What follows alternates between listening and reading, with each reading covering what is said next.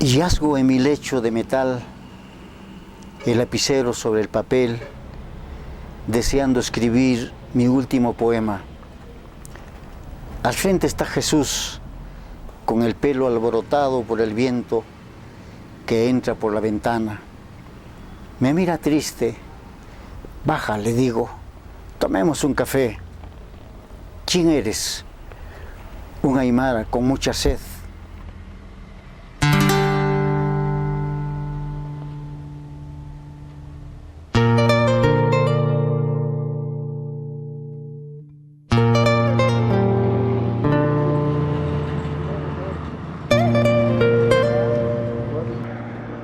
Nací en la ciudad de Puno, un 9 de noviembre de 1942, en el antiguo Hospital San Juan de Dios de Puno.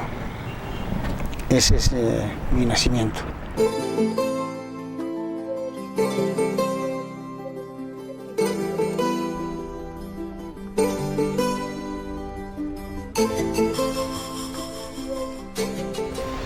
En cuanto a mi pequeña biografía de mi infancia, debo decir que estudié una escuelita fiscal 895 que quedaba en Girón y Lave.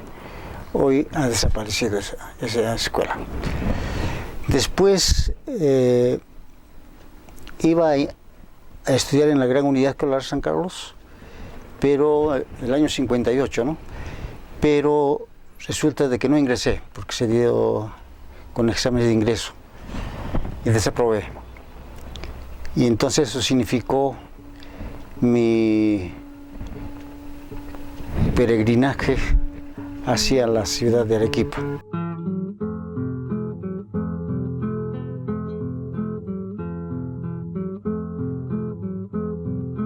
Así es que el año 58 llegué a la ciudad de Arequipa, estuve 2 años y un terremoto es el que nos obligó a salir del convento porque se había destruido la iglesia, nuestro edificio donde estábamos y tuvimos que ir al Cusco.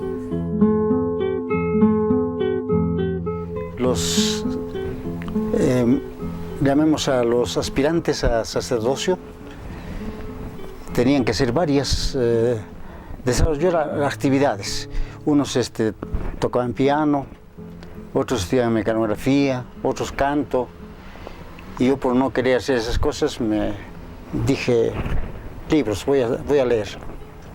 Entonces en ese lapso habré leído por lo menos unos 500 libros en los 3 años, de manera de que eso me dio cierto saber de lo que era la literatura y me agradó, de manera de que allí nace mi vocación por la literatura.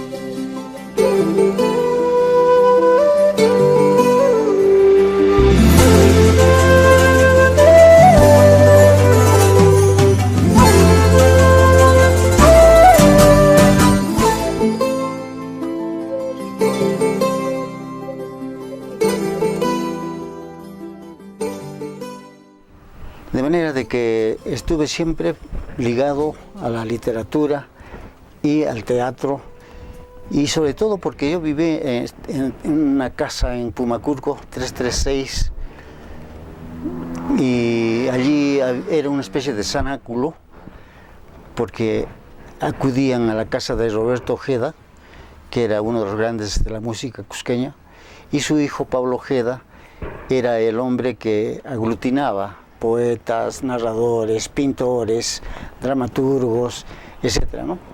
De manera que yo he vivido en un ambiente eminentemente cultural. Parece que eso ha hecho que yo caminara en los 4 géneros. Escribo poesía, escribo cuento, escribo novela, escribo ensayo. Y bueno, también debo decir que en la Universidad Nacional del Cusco tuve grandes profesores. Estaba Gustavo Pérez Ocampo, Cholo Nieto, Gustavo Pérez, Quilco Huaraca, eran grandes poetas del Cusco. Y también había otros que eran en la administración, como Ángel Avendaño Farfán, es otro gran poeta, y también Raúl Brozovich, con quien hemos compartido muchas actividades culturales. Y eso ha hecho también de que yo tuviera bastante influencia de los escritores cusqueños. En algunos libros que yo aparezco pues como cusqueño. Esto, por ejemplo, es manual de la literatura peruana, de César Toro Montalvo. Y si nosotros revisamos, justo que hay acá, dice Jorge Flores Aybar, Cusco 1942.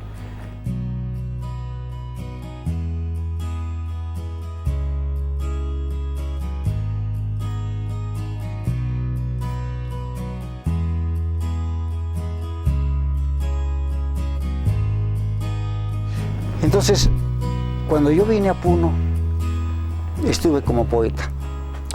Me conocieron mucho más como poeta. Pero comencé también a escribir narración. Y los ensayistas del país no decían nada acerca de lo que nosotros hacíamos. De manera que lo que me motivó tratar de hacer una literatura nacional, pero distinta. Resulta de que yo conocía a Feliciano Padilla en el año 80, aquí en Puno, y él ya escribía cuentos también.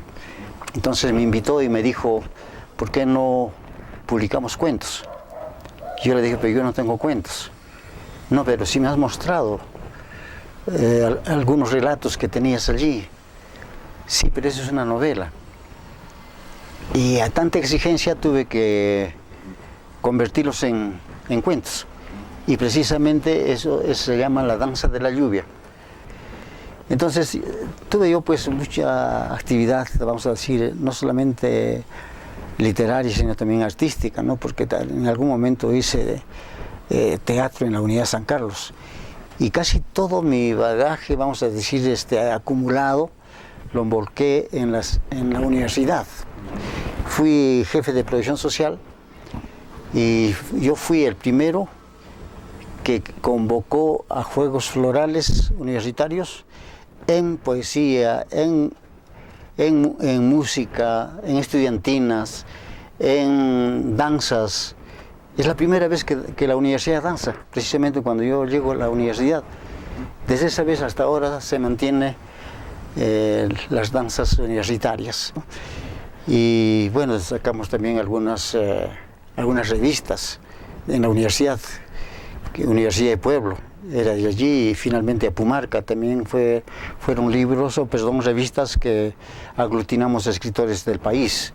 Creo que Apumarca fue el mejor logro de nuestra actividad literaria, y hemos, no solamente del país, sino también de América, ¿no? Porque teníamos a Enrique Rosas Palavicino, que era el hombre que contactaba con Chile, con Argentina, con Bolivia, incluso tenemos algunos artículos de Europa en la revista Pumarca.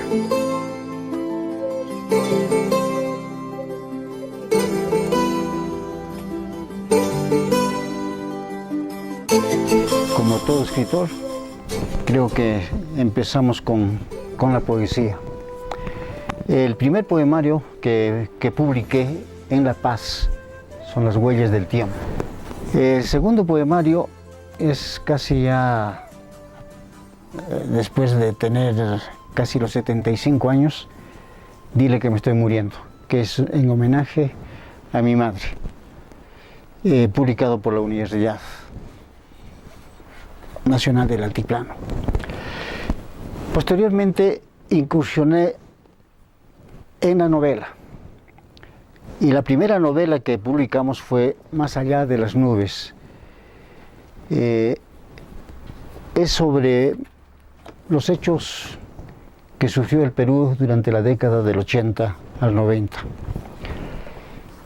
Y después La agonía de Camachig también continúa con la misma temática, pero ya no solamente tiene el espacio peruano, sino boliviano, argentino. Estuvimos más allá en las ruinas de Quilmes, más allá de Tucumán. Finalmente, hace 2 años publiqué Los ojos del puma de piedra, que es en homenaje prácticamente a los relatos y tradiciones que se dan en Puno, pero que no han sido trabajados, y yo he tratado de ficcionar en base a esos elementos que se dicen muy poco. Y también, paralelamente a la novela, bueno, este fue el primer libro de cuentos, La danza de la lluvia. Me parece que aquí hay, La danza de la lluvia es un cuento que me marca, porque antes de La danza de la lluvia solamente yo podía escribir aquello que había vivido, o sea, mi experiencia vital. En cambio, en este libro, que es ¿Por qué se fueron las gaviotas?, es un libro que comienzo a hurgar, a desentrañar nuestra historia, y trabajo sobre el problema de identidad, rescato también algunas tradiciones orales, y espero de que así se entienda este libro, ¿Por qué se fueron las gaviotas? Y luego, el mismo título, ¿Por qué se fueron las gaviotas?, sino que están reunidos aquí ambos libros, tanto La danza de la lluvia y también los textos que pertenecen a ¿Por qué se fueron las gaviotas? Finalmente ingresé al ensayo. El primer ensayo fue Literatura y violencia en los Andes. Hay un escritor peruano, Taís, que tenía un programa en la televisión, y dijo que es un libro que no debió haberse escrito. ¿Por qué hago la literatura peruana desde otro punto de vista, no?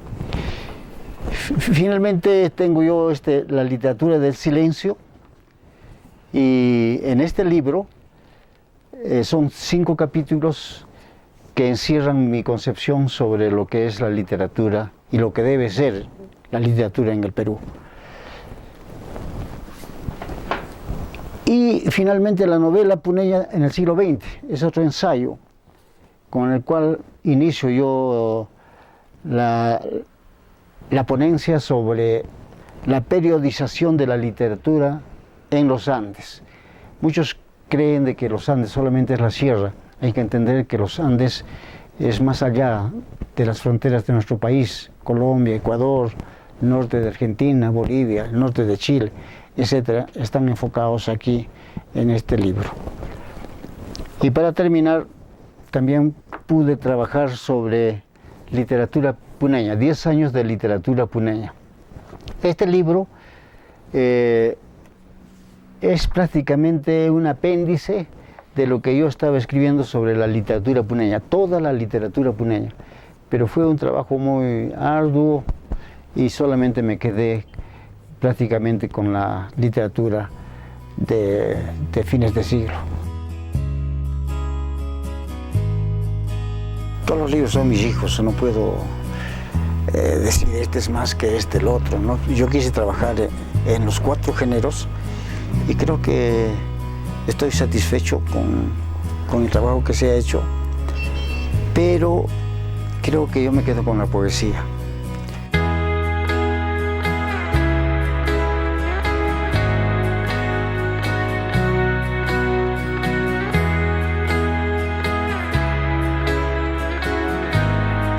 Resulta que mi padre fue bohemio.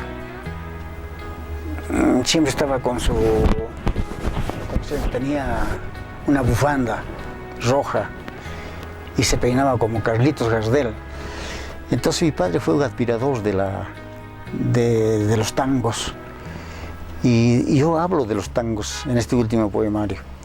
Hablo de mi padre, de su bohemia, pero que nunca pudimos conocerlo, precisamente porque casi no estaba con nosotros.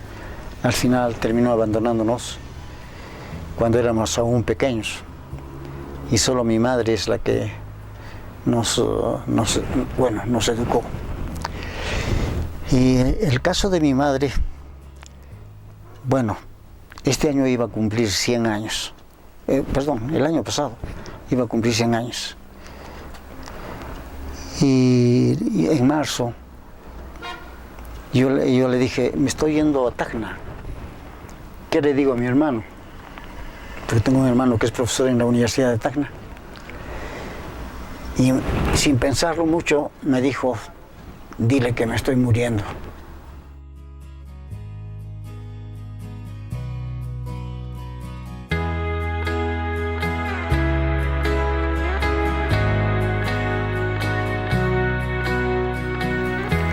Entonces eso fue el título que me regaló mi madre, a raíz de esa pregunta, ¿no? Y cuando vuelvo de Tacna, y le digo, mamá, sabes que Hugo me dice de que vamos a celebrar los 100 años. En octubre te vamos a hacer una gran fiesta. Y se rió. No creo que llegue, me dijo.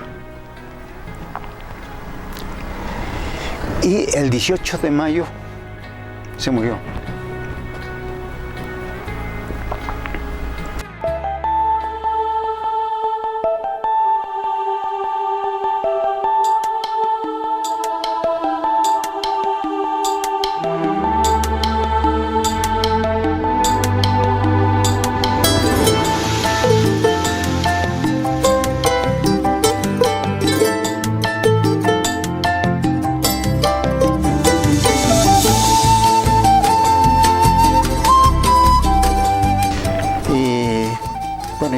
Mi esposa se llama Elba Loaiza Olarte.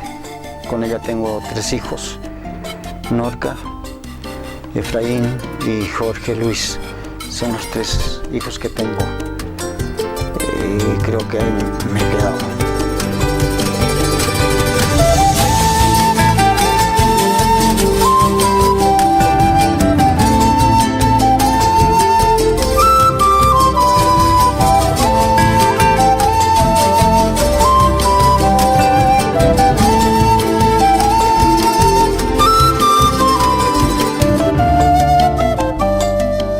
Cuando uno muere, físicamente uno ya desaparece, ¿no?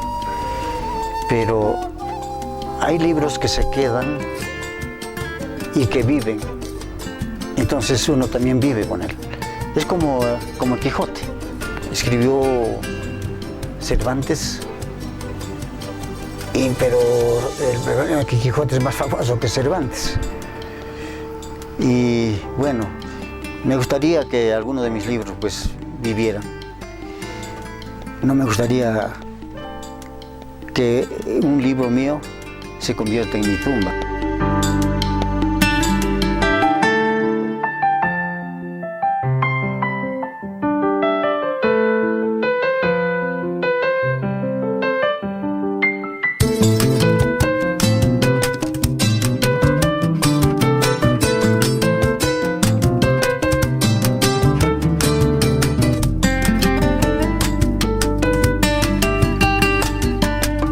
A mí me gustaría que mis libros realmente vivan.